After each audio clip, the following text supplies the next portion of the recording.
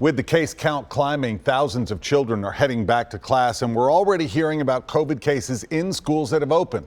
News Channel 5's Phil Williams has been tracking those cases, and once again, he was in the front row at the governor's press briefing asking questions. Phil, so many parents and teachers want to know, can students go safely back to school?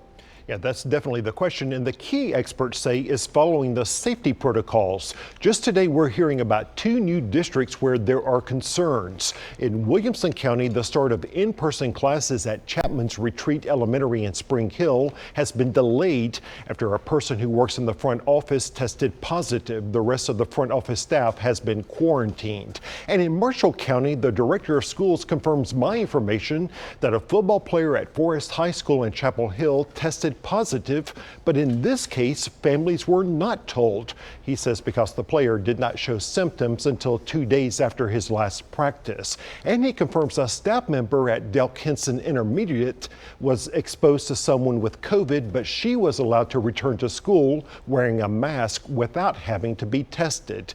This comes as districts are taking their lead from the governor. With the resources and the limitations that we have, we're developing the best strategy to go forward, accepting and following the CDC guidelines to the degree that we can. The governor tried to claim that the state is following CDC guidelines in resuming in-person classes, but he admitted that the state will not follow CDC recommendations to test every person in a class when a student or teacher contracts the virus. The governor says the state just does not have the testing capacity to follow those CDC guidelines.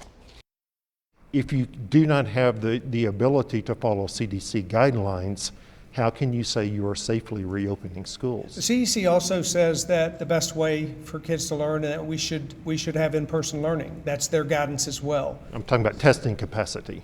I'm sorry? I'm talking about testing everyone who is in the classroom. So they give a number of guidelines, and as I said, we follow to the degree that it's at all possible. We follow guidelines to move forward with what we think is best for our state. Now, under the plan recommended by the governor's team, investigators will go back and try to figure out who may have been within 6 feet of a person who tested positive for more than 10 minutes.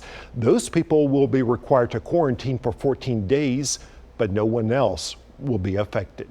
Rory?